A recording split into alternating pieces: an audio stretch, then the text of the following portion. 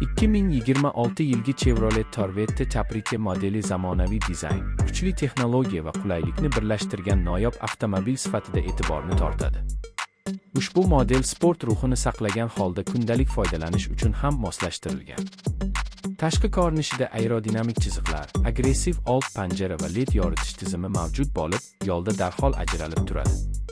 Kuzov mustahkam materiallardan tayyorlangan, bu esa xavfsizlik va barqarorlikni oshiradi. Ichki salon esa yuqori sifatli materiallar, keng joy va haydovchi uchun qulay boshqaruv bilan ta'minlangan. Raqamli panel, katta sensorli ekran va aqlli multimedia tizimi haydash jarayonini yanada maroqli qiladi. Texnik ko'rsatkichlarga e'tibor berilsa, 2026 Chevrolet Corvette Caprite kuchli dvigatel variantlari bilan taqdim etiladi. Yoqilg'i tejamkorligi yaxshilangan bo'lib, ekologik standartlarga mos keladi. Avtomatik uzatmalar qutisi silliq ishlaydi, tezlanish esa sport avtomobiliga xos darajada yuqori. Osma tizimi turli yo'l sharoitlariga moslashib, qulay va barqaror yurishni ta'minlaydi.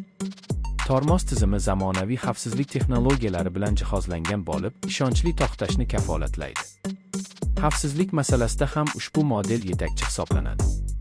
Avtomobilda adaptiv kruz nazorati, yo'lni kuzatish tizimi, favqulodda tormozlash va kor nuqtani aniqlash kabi funksiyalar mavjud. Bu imkoniyatlar haydovchi va yo'lovchilarni maksimal darajada himoya qiladi. Shuningdek, ichki shovqinni kamaytirish texnologiyasi uzoq safarlarda qulaylik yaratadi.